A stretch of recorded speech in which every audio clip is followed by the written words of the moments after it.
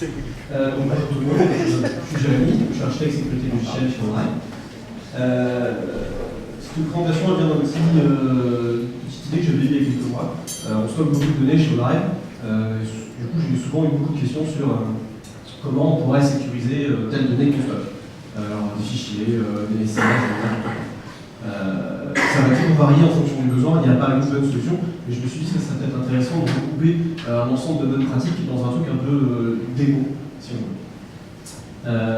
Donc c'était le but de cette présentation, cette présentation que j'avais faite. Donc c'est un exemple d'architecture pour comment faire un mécanisme de stockage. C'est un exemple que... C'est vrai qu'il marche pas un petit peu. C'est pas juste un exemple, c'est que j'ai fait une petite appli qui le fait. Alors c'est vraiment une petite appli, il y a un max 10 classes, quoi.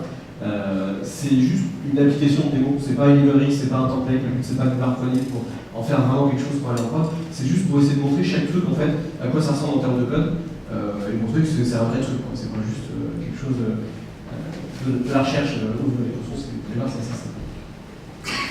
Alors, cette application que j'ai pris comme exemple, elle est super simple, elle prend des messages et elle les stocke et on peut les revenir. Les messages qui sont émis par des utilisateurs sont un peu une sorte de gros chat géant en fait, quoi. Et ces messages ils sont stockés chiffrés.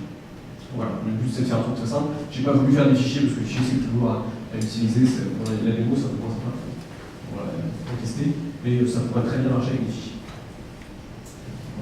Donc voilà comment ça marche, j'ai un service, vous lui envoyez un message, ça le chiffre et ça le stocke dans un repository. Voilà. 10 ans de métier, j'ai réussi ça. Juste un petit point avant. Qu'est-ce que ça veut dire sécuriser, stockage sécurisé, et est-ce que ça veut dire, attends, est-ce que je suis obligé de chiffrer à chaque fois? Non, là c'est pour l'exemple, parce que généralement c'est plus compliqué quand on peut chiffrer, mais ça ne veut pas dire qu'à chaque fois que vous avez une donnée à stocker quelque part, vous avez forcément besoin de la chiffrer. Alors, on en reparlera vers la fin, ça va dépendre des besoins. Déjà techniquement, il y a des fois où vous ne pouvez pas le chiffrer. Si vous avez des traitements à faire in situ, par exemple je pense à Elasticsearch ou des trucs où vous allez accéder à la donnée, faire des recherches sur la donnée, des modifications sur la donnée, là vous ne pouvez pas la chiffrer, parce que sinon on va pouvoir déchiffrer juste des petits bouts, ça va être très compliqué. Donc des fois on ne peut pas chiffrer. Là j'ai pris comme postulat qu'on chiffrait, on met des trucs un peu intéressants par-dessus. Mais ça ne veut pas dire que pour faire du stockage sécurisé, il faut absolument chiffrer. Il y a d'autres solutions, on peut contrôler les accès, les réduire. Il y a d'autres choses à mettre en place pour sécuriser. Sécuriser c'est toujours mieux, mais ce n'est pas forcément la seule solution. Alors, à partir de ce que de base, on va essayer d'améliorer tout ça. Premier point, on va faire en sorte que tout le monde ait une clé. C'est-à-dire, on va faire en sorte d'avoir une clé de chiffrement par utilisateur. On va pas juste une clé qui chiffre tous les messages de tous les utilisateurs, on va avoir une clé par utilisateur. Ça permet d'isoler un peu les utilisateurs, enfin les données des utilisateurs entre elles, pas seulement une isolation logique comme des ID namespace par exemple, mais vraiment une isolation cryptographique.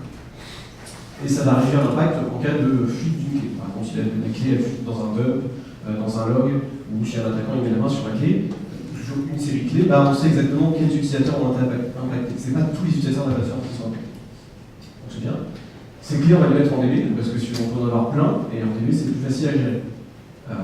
Supprimer à la volée pour en rechercher plein. Vous le dites, l'architecte sécurité, il commence à péter une durée, il dit, ça y est, maintenant on va les clés en DB, et hop, on s'en fout, on les sécurise plus. Non, finalement, on ne va pas les mettre comme ça en DB. C'est point numéro 2, on va les encoder en base 64. Là, vous n'avez pas tous rigolé, normalement, vous allez tous rigoler pour bien faire comprendre que vous avez compris que c'était une blague, il ne faut pas le faire. Alors, on va les chiffrer, c'est clair. Donc, on va les chiffrer avant de les mettre en DB, comme ça, si quelqu'un récupère un DOM de la DB, généralement, c'est le premier truc qu'on vise, quand on peut traiter une plateforme, on essaie de choper la DB, c'est que dans le DOM de DB, il y aura des trucs chiffrés. Il n'y aura pas les clés, donc il ne pourra pas déchiffrer les messages. Et on les déchiffre que quand on a besoin. Peut-être qu'on les garde un petit peu en cache, mais au moment où on veut lire un message, on récupère la clé d'utilisateur, on déchiffre et hop, après on se débarrasse de la clé. On ne pas dans un coin sur le disque ou ailleurs en clair dans la DB. Du coup, vous me dites, c'est bien, mais ta clé qui sert à chiffrer des clés, j'en fais quoi? Je les chiffre et en fait, les 4 points suivants, c'est juste je chiffre une clé avec une clé, je chiffre avec une clé, puis à la fin, je la mets dans le chiffre compte. Non. On va essayer de faire mieux, on va essayer de faire en sorte que l'application elle n'ait même pas cette clé. Alors c'est pas de la sorcellerie, ça se fait avec un outil dont je crois que je vous ai déjà parlé un petit peu, je vais peut-être souligner un petit peu, ça se fait avec Vault.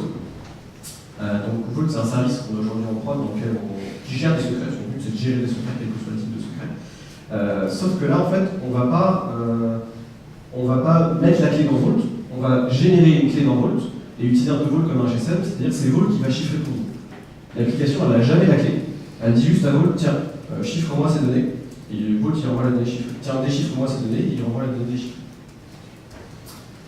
Du coup, si l'application est complètement compromise, l'attaquant il a mis la main sur toute la machine, il a sur la machine d'application, il n'a pas la clé. Alors il a peut-être les accès à Vault, ça va, c'est un autre problème, mais il n'a pas la clé. Et on va faire en sorte que les opérations sur cette clé, donc chiffrement, déchiffrement, soient accessibles qu'à cette clé, qu'à cette application, via le système d'autorisation et d'authentification. Donc l'idée, ça c'est un terme qui est utilisé par les gars de chez Square, c'est d'utiliser Vault comme une encre crypto. Alors ça veut dire qu'en gros, un attaquant qui va atteindre la plateforme, peut-être qu'il va réussir à mettre, s'il a compromis toute l'application, il aura les accès il aura les moyens pour accéder à Vault. Donc il pourra déchiffrer les clés. Mais du coup, s'il veut déchiffrer ces clés, qui lui permettent ensuite de déchiffrer le message, il va falloir qu'il le fasse dans notre infra. Il va falloir que toutes les clés les passent à Vault, une par une. Alors que d'habitude, l'attaquant, ce qu'il essaie de faire, c'est de tout récupérer et il fait une continue attaque chez lui tranquillement dans son coin, personne ne le voit. Là, il fait ça chez nous. Ce qui veut dire qu'on a plus de moyens de le détecter. Par exemple, s'il balance tout dans Vault, on va avoir un pic d'activité en Vault, on va peut-être se demander ce qui est en train de se passer. Puis on va aussi avoir plus de visibilité sur qu'est-ce qui a été compromis. Avec les logs de Vault, on va savoir, ok, l'attaquant, il a fait déchiffrer telle clé, donc a priori, ces utilisateurs-là, il y a une chance que leur donnée soit compromise. Les autres, il ne les a pas demandés, donc a priori, ils sont safe. Donc en l'obligeant à continuer son attaque chez nous, on donne plus de possibilités de les détecter et de prévenir. Donc qu'est-ce que ça donne si on fait un peu le schéma? Avant de vouloir chiffrer le message, on demande la clé à un manager, un gestionnaire de clé, qui va récupérer la clé chiffrée en données, qui la passe à Vault pour qu'il la déchiffre, il la repasse à notre service, et je la mets dans la repository. Voilà, c'est l'étendue de mon application, comme vous l'avez dans Repo, c'est pas bien compliqué. La partie chiffrement avec Vault, elle est gérée avec une petite libre Java qu'on utilise pour l'intégration avec Vault. Il y a une méthode à appeler et ça chiffre, ça prend la donnée, ça la fait chiffrer à Vault et ça la récupère. Mais les autres libres avec Vault, c'est juste un endpoint appuyé sur Vault. Ok, bah c'est pas mal. Comment est-ce qu'on pourra encore améliorer le truc? On va faire tourner des choses. Alors qu'est-ce que ça veut dire? On va faire tourner des clés. C'est-à-dire qu'on a dit qu'on avait une clé par utilisateur, on va essayer de les faire tourner ces clés. C'est-à-dire qu'au bout d'un moment, on va générer une nouvelle clé pour cet utilisateur-là, et à partir de là, on va chiffrer tous les messages avec cette nouvelle clé. On va garder les anciennes clés, donc déchiffrer les anciens messages, ou pas, si vous n'avez pas besoin de garder les anciens messages, si vous n'avez plus besoin d'y accéder, on peut les jeter. Et si vous en avez encore besoin, on les garde. Et limite, on peut mettre en place une rotation automatique, c'est-à-dire toutes les semaines, tous les mois, tous les 6 mois, tous les ans, peut-être on va faire tourner les clés des utilisateurs pour en générer les nouvelles.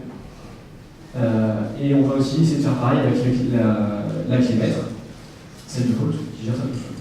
L'idée, c'est de limiter encore une fois l'impact si vraiment on a une clé qui chute, pareil dans les deux logs. C'est-à-dire que non seulement ça va être la clé d'un utilisateur qui a chuté, mais en plus la clé d'un utilisateur utilisée sur une certaine période de temps. Donc on diminue encore l'impact de clé qui est divulguée. Et puis ça veut utiliser un cas de mesure de sécurité. Demain on est attaqué, on se rend compte que quelqu'un a mis la main sur toute la prod, et il a récupéré les clés à droite à gauche, on appuie sur un bouton, hop, on génère des nouvelles clés pour tout le monde. Ce qui était avant, c'est compromis, mais en tout cas, maintenant qu'on a verrouillé la brèche, les nouvelles clés qu'on a générées, on est à peu près sûr que l'attaquant ne les a pas, et donc on est à peu près serein sur ce qu'on va continuer de chiffrer avec.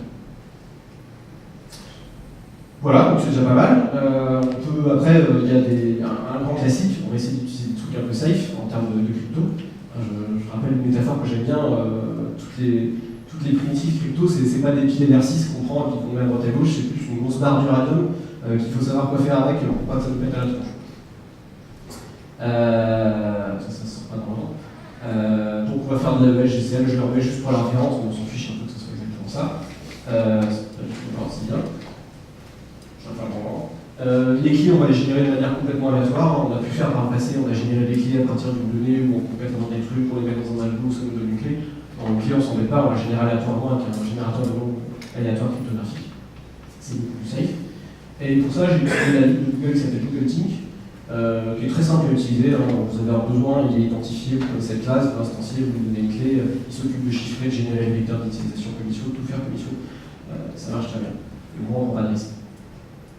Dernier point, dont vous entendez tous du coup, on peut supprimer alors là, s'il y en a parmi vous qui veulent se lever pour monter voir le PM, le quatrième, Christian, Kamel, ils ont parlé d'un truc de ouf, il faut absolument qu'on essaye de faire ça dans votre file, n'hésitez pas, c'est le bon moment.